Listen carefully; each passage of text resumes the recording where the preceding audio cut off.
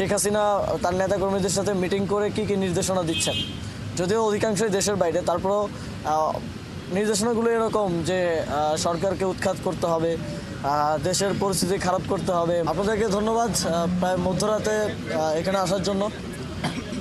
আপনারা জানেন সাম্প্রতিক সময়ে আইনশৃঙ্খলা নিয়ে জনগণের মধ্যে এক ধরনের শঙ্কা তৈরি হয়েছে এবং আপনারা জানেন জুলাই গণঅভ্যুত্থানের পরবর্তীতে আমাদের ল এনফোর্সিং এজেন্সির মোরাল এখন পর্যন্ত আগের অবস্থায় পৌঁছায়নি। এটি একটি দীর্ঘমেয়াদী প্রক্রিয়া।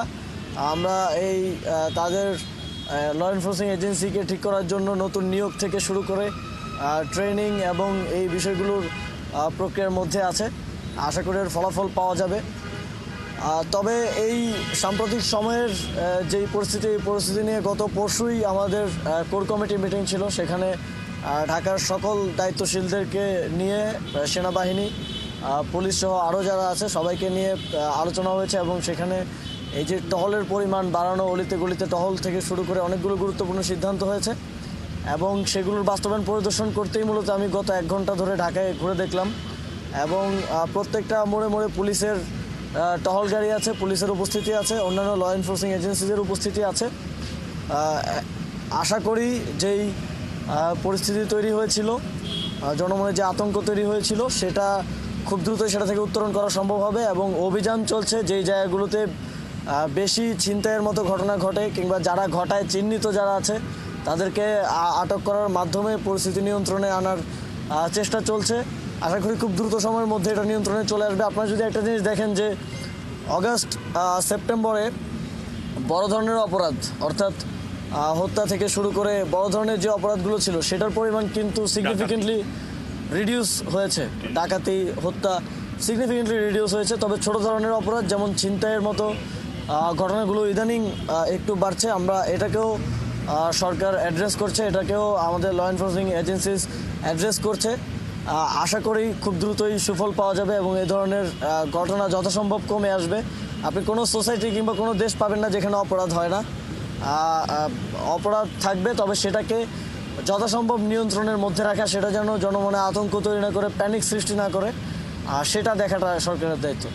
মাননীয় উপদেষ্টা, একটা প্রশ্ন আপনাদের মধ্যে অনেক সমন্বয়ক সহ দেশের মানুষের একটা প্রশ্ন ছিল যে আপনি যেহেতু ছাত্র জনতার প্রতিনিধি, আপনি সেই হিসাবে পরিদর্শনে আসতেই পারেন, তবে আজকের এই পরিদর্শনটা কি স্বরাষ্ট্র উপদেষ্টার হতে পারত কিনা, এবং সমন্বয়ক সহ শিক্ষার্থীরাও বলছেন যে যেখানে স্বরাষ্ট্র উপদেষ্টার এই জিনিসটা করা দরকার সেখানে অন্যরা কেন করছে, তিনি কেন মাঠে? হ্যাঁ, স্বরাষ্ট্র উপদেষ্টাও আমার জানা মতে করছেন, তিনিও পরিদর্শন করছেন, কিন্তু তিনি ততটা মিডিয়ার সামনে আসেন একটু কম।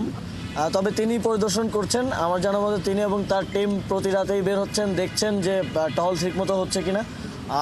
সবসময় প্রচার না হলেই যে সরকার কাজ করছে না তা না, সরকার কাজ করছে, তবে সেটা হয়তো ঠিকভাবে প্রচারটা হচ্ছে না।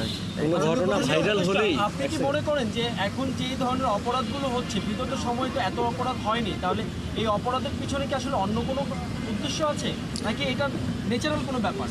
আমরা একটু স্ট্যাটিস্টিক্সটা যদি দেখি তাহলে আসল নাম্বারটা হয়তো আমরা বলতে পারবো। তবে যেটা হয় যে একটা ঘটনা ভাইরাল হলে কিংবা এটাকে কেন্দ্র করে এক ধরনের প্যানিক সৃষ্টি হয়ে যায়। প্যানিক সৃষ্টি হলে মনে হয় যে অনেক বেশি হয়তো অপরাধ হচ্ছে।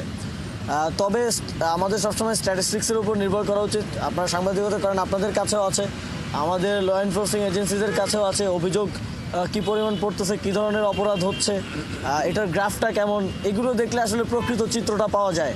কারণ একটা ঘটনা সোশ্যাল মিডিয়ায় কিংবা অন্যান্যভাবে ভাইরাল হলে এক ধরনের প্যানিক সৃষ্টি হলে মনে হয় যে অনেক বেশি অপরাধ হচ্ছে, কিন্তু এটা তো একটা স্পেসিফিক ঘটনা। তো আমার মনে হয় যে আমরা স্ট্যাটিস্টিক্স ধরে যদি কথা বলি তাহলে আমরা বলতে পারবো যে আসল পরিস্থিতিটা কী। তবে ছোটোখাটো অপরাধ যেটা আমি বললাম সেটা একটু বাড়ছে, তবে বড় ধরনের অপরাধগুলো সিগনিফিকেন্টলি কমে এসেছে। বিগত 6 মাসে যথেষ্ট উন্নতি হয়েছে। এই ছোটোখাটো অপরাধগুলোকেও এখন যেহেতু আমাদের ল এনফোর্সিং এজেন্সিস অ্যাড্রেস করছে, এটাও সিগনিফিকেন্টলি কমে আসবে।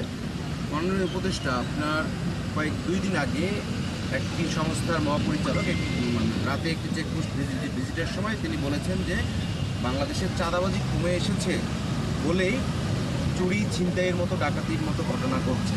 তাহলে আমরা মনে করি কি চাঁদাবাজিটা থাকলে এই জিনিসগুলো হতো না। এটা তার ব্যক্তিগত বক্তব্য হতে পারে, তবে আমাদের কিছু বিষয় যেমন জুলাই গণঅভ্যুত্থানের পরে আমরা দেখেছি যে প্রত্যেকটি সেক্টরে আমরা তো দেখেছি যে চাঁদাবাজি হচ্ছে। চাঁদাবাজি আবার নতুন করে দেখা গেছে শুধু আগের যারা কালেকশন করতো তাদের জায়গায় নতুন মানুষজন চলে এসেছে এবং তাদের পেছনে রাজনৈতিক ইন্ধনও আছে। সরকারের কাছে এই তথ্যগুলো আসে যে কে কীভাবে কোথায় কী করছে।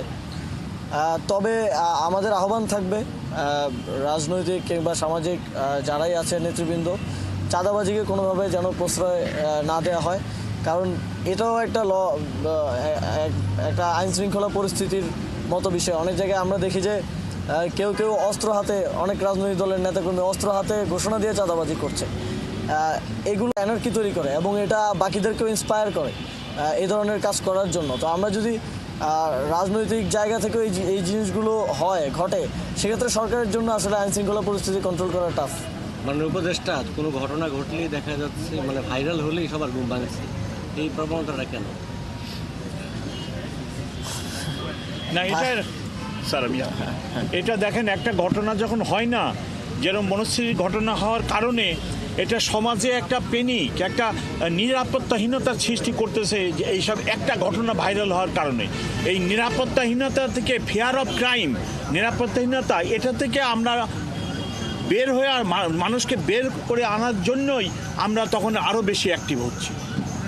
মাননীয় উপদেষ্টা, ডিএমপি কমিশনার কিছুদিন আগে একটি চাঁদাবাজির লিস্ট করেছিলেন।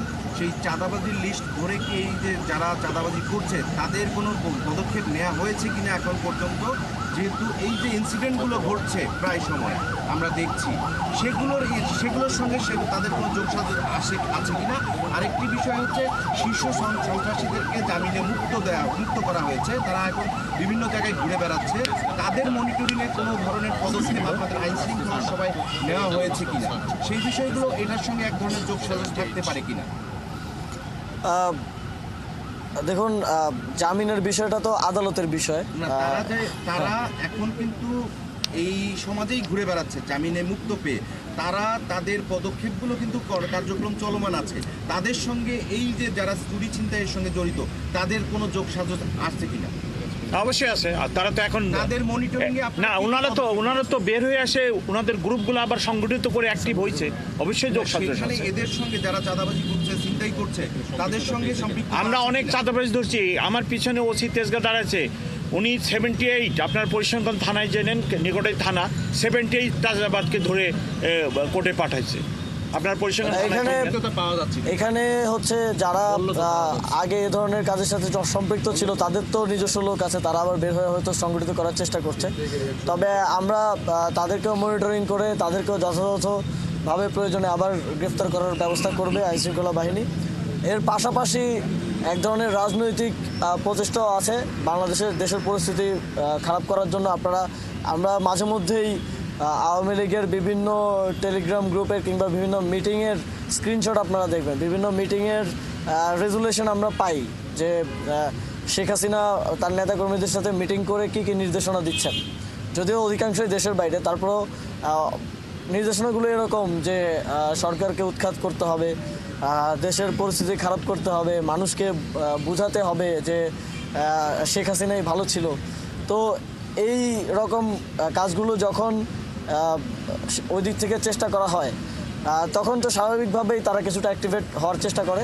তবে অপারেশন ডেভিল হান্টের পরে ডেভিল হান্টের মাধ্যমে আমরা তাদের এই প্রচেষ্টাকে ব্যর্থ করা হয়েছে। এবং কত অ্যারেস্ট হয়েছে ডেভিল হান্টে?